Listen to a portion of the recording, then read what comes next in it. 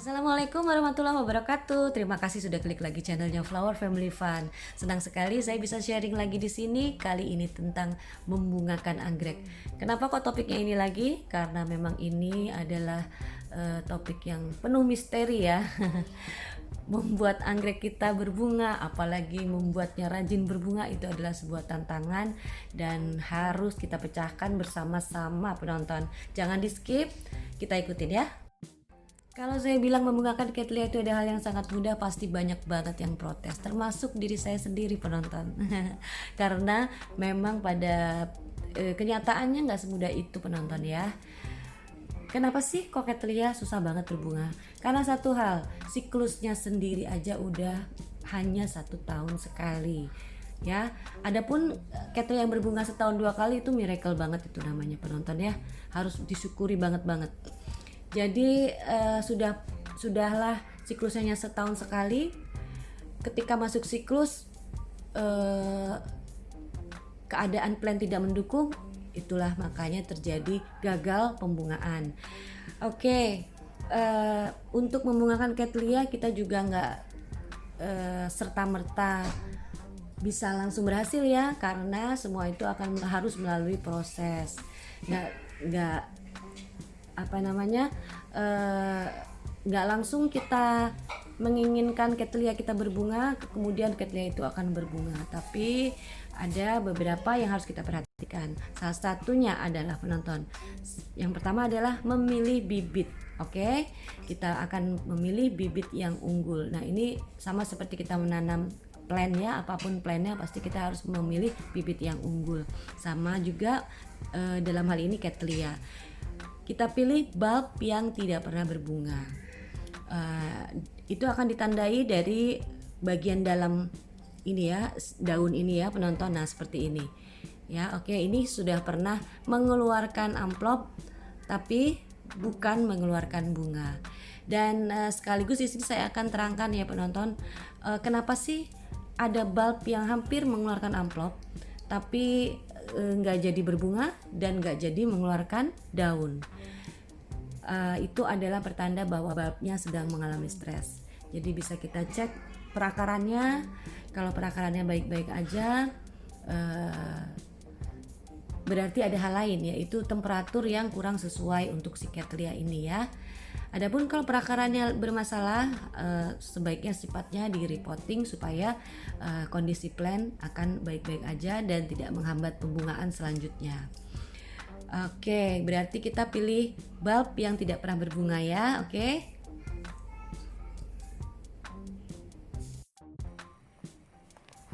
Oke, sekarang saya pengen ajak penonton untuk lihat koleksi Cattleya Flower Family Fun yang lain ya.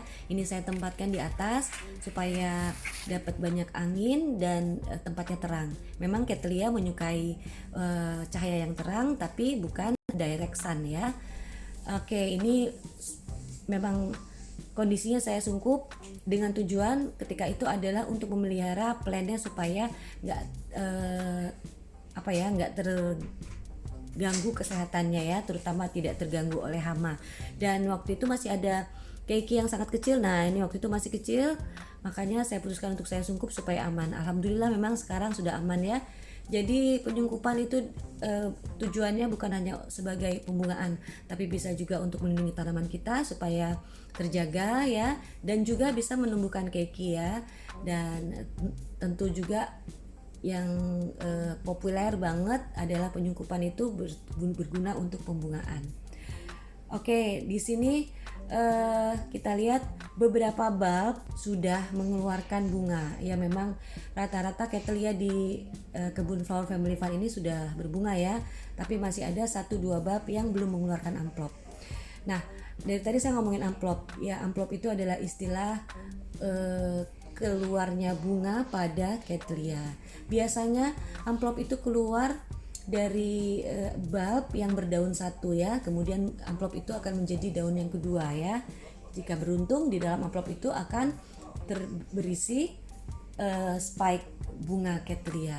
Tapi kadang-kadang ada juga amplop itu keluar di antara bulb yang berdaun dua. Semua sangat tergantung plannya ya penonton. Yang penting di sini adalah kita mencari bulb yang belum pernah mengeluarkan amplop. Oke. Dan disitulah kita akan memulai proyeksi pembungaan Cattleya.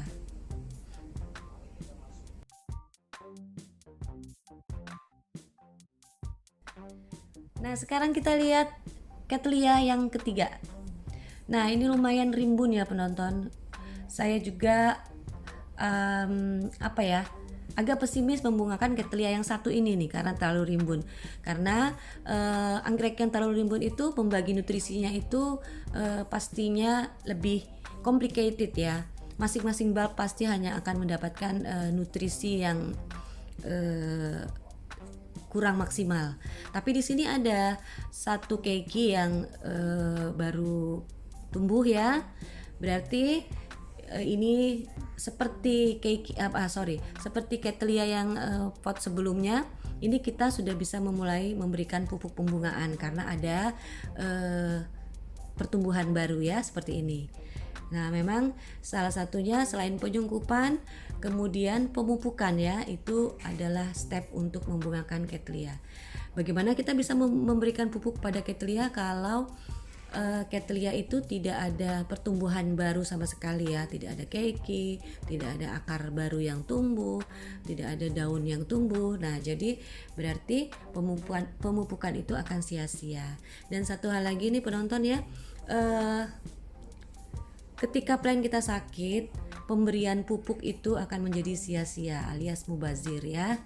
Atau ketika plant kita memasuki masa istirahat,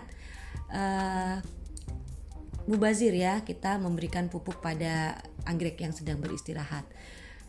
Nah, untuk plant yang ini kita sudah bisa memberikan pupuk pembungaan dan kira-kira ada bulb yang memang belum mengeluarkan amplop sama sekali.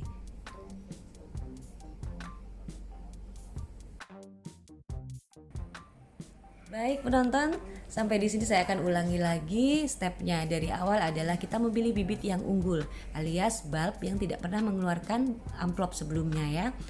Kemudian yang kedua adalah kita angin-anginkan plant kita seperti ini ya, supaya mendapatkan sirkulasi udara yang baik dan cahaya yang maksimal. Tapi ingat, bukan matahari secara langsung. Nah, sekaligus di sini saya kasih info kepada penonton semua ya, apa sih gunanya sinar matahari untuk plant kita. Jadi sinar matahari itu membantu plant kita itu untuk berfotosintesis. Fotosintesis itu sendiri adalah proses pengolahan makanan. Jadi ketika plant kita bisa mengolah makanannya dengan baik, artinya plant kita bisa menyediakan nutrisi untuk tanaman itu untuk berbunga. Nah, seperti yang ini nih penonton, alhamdulillah ya, apilum juga sudah mulai mengeluarkan bunga. Tapi mudah-mudahan aja nih bisa kompak nih ya, semuanya bisa barengan gitu berbunganya. Karena kadang-kadang apilum itu terutama punya kami ya, koleksi Flower Family Fun ya, yang sebelah sini berbunga, yang sebelah sana nggak berbunga. Jadi kurang kompak gitu loh penonton. Mudah-mudahan kali ini kompak ya. Oke penonton, selanjutnya proses yang ketiga ya adalah pastinya penyungkupan. Penyungkupan itu seperti apa? Oke, kita akan simak. Jangan lupa subscribe, like, comment, dan share.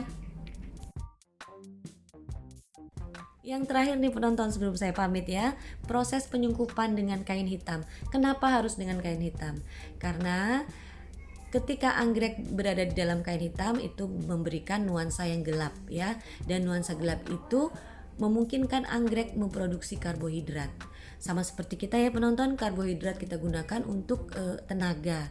Ya, memang pada anggrek yang berbunga itu mengeluarkan energi yang sangat besar, sehingga kita perlu memaksimalkan karbohidrat pada proyeksi pembungaan ini. Iya penonton, saya harap ini bisa bermanfaat dan saya doakan Cattleyanya atau anggrek-anggrek yang lain bisa segera berbunga ya. Terima kasih, wassalam, bye.